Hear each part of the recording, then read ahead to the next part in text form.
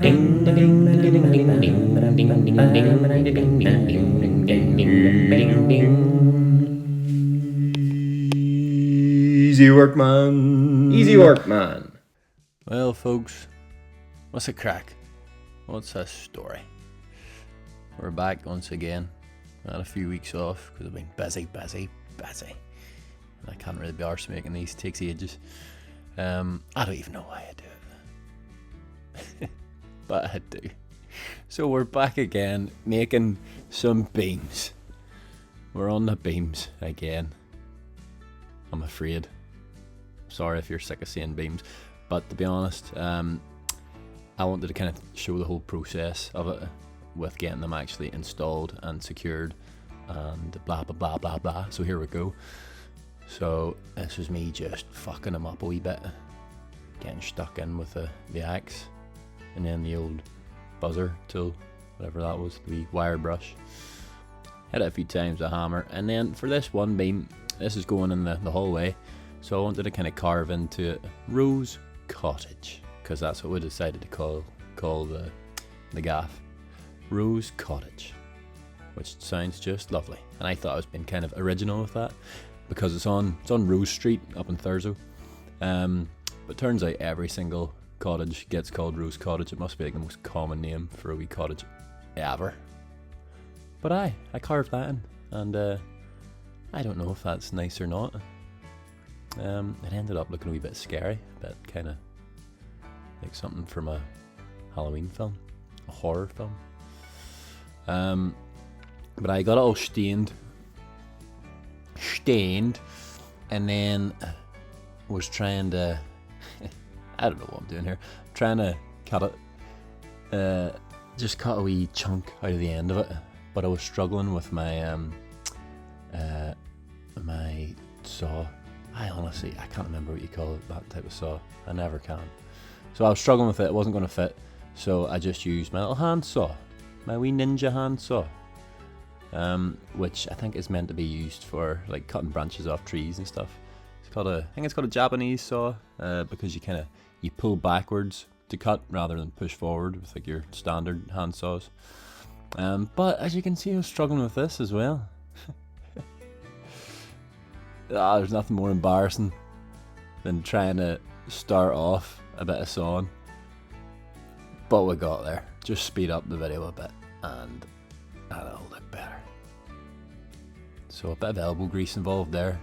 See there's smoke coming out of my elbows. Absolutely flying. So a good workout there, because I had loads of beams to chop, and that's kind of what I was doing. I was making a wee wedge, because that is gonna help me secure it onto the walls. Up in there. So I've attached a wee block onto the concrete blocks behind, and then the beam's just gonna sit on as snug as a bug on a rug, like a wee wedge. So I got sick of the Japanese handsaw. That was too much hard work, and then I started using my circular saw. I know the name of that one, which was a better idea. But she was smoking. Look at the smoke coming out of her. I think that means that the blades blunt. And to be honest, I had never really changed the blade in that, so I just kept powering through the smoke. But since then, I have now changed the blade, and it cuts so much easier. So, well worth it. You get a new blade for about 12 quid on Amazon. But anyway, what are we doing here? We're getting the beam fired up into the walls. There you go. So as you can see, it fits in like a wee jigsaw. That wee wedge bit is gonna just allow it to all squeeze in. I think I was struggling here. I don't know why. But nothing the good old hammer can't fix. Just get her absolutely bashed in. You can see creeping in inch by inch. Just takes a bit of patience. and then a bit of this as well. The old multi-tool comes in very handy. If you don't have a multi-tool and you're doing wee DIY projects, you should just get one. I feel like I got mine for about 50 quid, and you use it for everything. And a hammer as well. Hammers should not be underplayed. You can just bend anything to your will with the right hammer.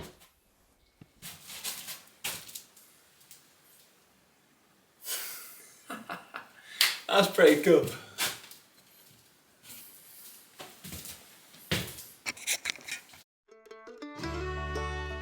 So that was another beam down. I had to get all the rest back into the house. We'd taken them out and kind of stained them in one of our neighbours' garages. So I had to very gently and carefully get them back in without breaking any windies, which I managed to do okay. And then I think this is the kitchen. Doing one in the kitchen. It's quite a big one, so it was a bit heavy, and I'm just doing it all by myself. So you have to be careful. A bit of jiggery pokery as usual. Bit of fidgeting about until you get it just right. I'm just hoping that it doesn't come landing down your head or anybody else's head. But yeah, not bad, not bad. And then this is through in the bedroom. As you can see, that wee hole up in the wall there, that goes through to the kitchen. So it kind of cut a hole right through from the kitchen to the bedroom and exposed the studs, and it made a wee bit of a rig to kind of put the beams onto, on between two of the same studs.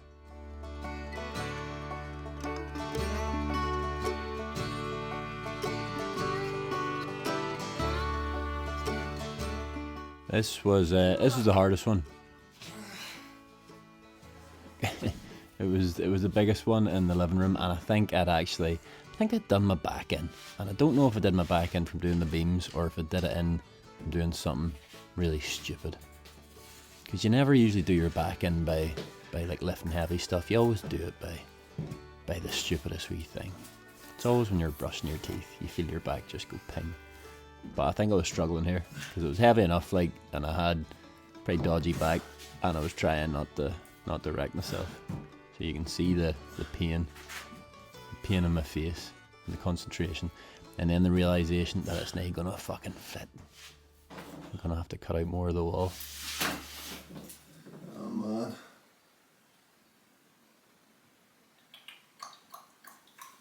Close like.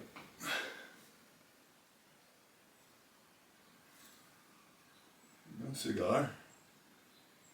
Try again.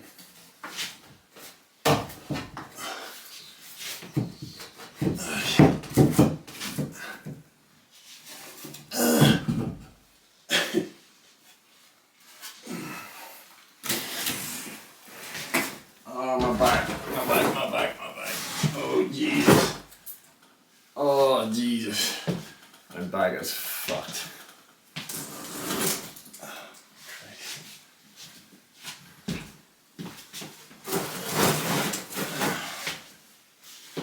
He's got sciatica. Well, you just gotta suck it up, don't you? That's what being a man is all about. Am I right?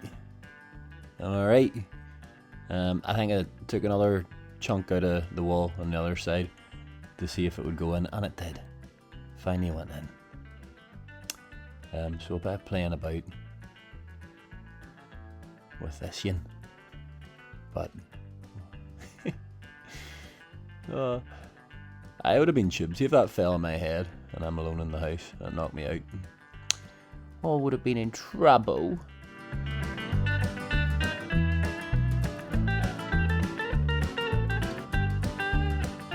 Get the old hammer out again, boy. There's going to be a bit of bashing involved here, no doubt.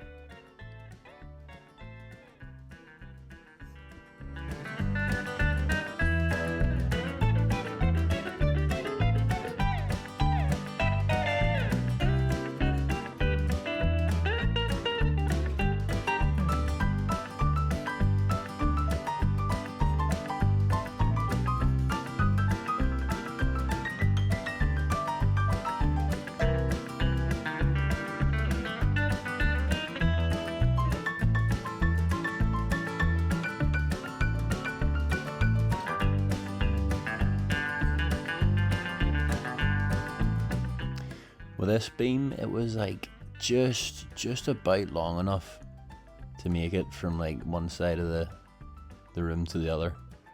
I think I'd cut it too short, to be honest, whenever I first cut the big bit of timber. So I kind of just about made it across. So I was feeling a wee bit kind of weary about it, because it was just kind of hanging on by a bow hair. So I was worried about it falling. So I was like, right, we need to secure this a bit more, because I really don't want it fucking falling on my head or anybody else's, but mainly on my head. So then I drilled up in through it like this. I got myself a big massive drill bit. It's about the length of your arm. And I drilled right up and through it, right up into the roof space, and I got these big metal bars, 10mm metal bars, down in Billy Ross's. Shout out to Billy Ross and Thurso again. My man, she's got everything. Got the big metal bars, and then just hammering them up in. So they're going up into the roof space, or the loft, depending on where you're from. I reckon Americans say the loft. I say roof space. Who knows? They just get that hammered up in there by. And then I'm going to secure that up in the loft so that there's no way that they're going to fall on anybody. So I had to go up in the loft. And I hate going up in the loft because it's all dusty. It stinks. Whoa. So I'm up in the loft, which I kind of hate doing, to be honest. Whoa! It's always so dusty, and this stuff is so itchy. So you get it on you. But I have to look for the metal bars that I put up through the beams, because I'm gonna fix them on up here to stop these beams falling on anybody else's head. So we need to find the metal bars. Where are yous? Where are yous? You wee bastards. And then I need to see my good old friend the joists again. Look at the state of this. I actually fucking hate this. Bang my head. I need to make sure not to stand in that pipe, because that happened before. And we had a big leakage. Jesus Christ. I fucking hate this. There's a joist. I'm standing you, bite. So I'm looking for a big metal pole sticking out up here. Can you see them? Took me absolutely ages to notice them, like. Big metal rod sticking up through the floor. He's kind of funny. Oh my god. There's one here, mate. Ah. Ta-da! There's one boy there. Alright. And there's the other boy there.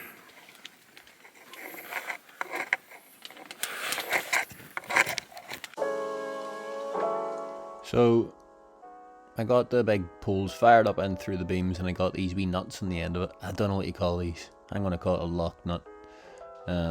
Something like that. And that's just going to secure the beam right up into the ceiling so it's not going anywhere. And then I started building up around the beams so that I could kind of fix up the wall again, get some more plasterboard stuck on. Which was a bit of a pain in the arse, to be honest, trying to get it all the right size. And you're just trying to use whatever you've got at your disposal. So I had wee bits of plasterboard kicking about, but I had wee bits of plywood as well. So it's just kind of cutting them to size, roughly to size. And then I will kind of plaster or smooth over the top of it. So it was pretty fiddly, not gonna lie. Pretty fiddly, but also kind of fun. It's kind of felt like a bit of arts and crafts.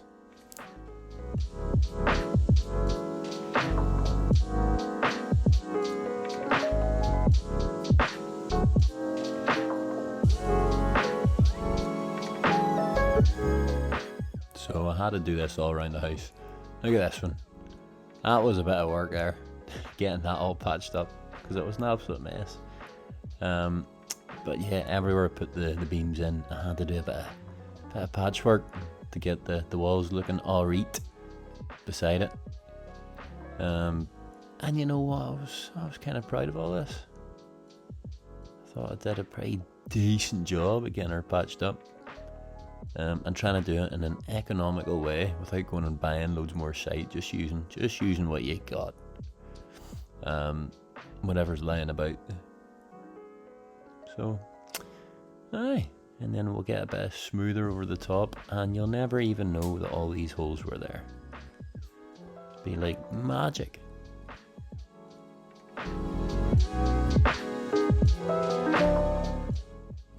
So I just had I mixed myself up some smoother, some of the white stuff that you get in the bag. I can't remember the name of the brand, but it's a good one. Been using it loads. And you just mix it up to the right consistency, and then you get her plastered on, and then you let it dry. It might take a couple of coats, and then you sand it down, and it should just kind of look like, you know, the normal wall if you do it right, which hopefully I did. But that's basically it. That's kind of the start to finish process of doing the beams. So a bit of work to do that throughout the house, but worth it in the end, because it does kind of give it that extra flair, the va-va-boom. That was it for this week. Bit of a longer video, just so you can get your fill of beams, and then we'll never have to talk about them again. We'll go on to more exciting stuff, or not, we'll see. Anyway, keep safe. Smell yous later.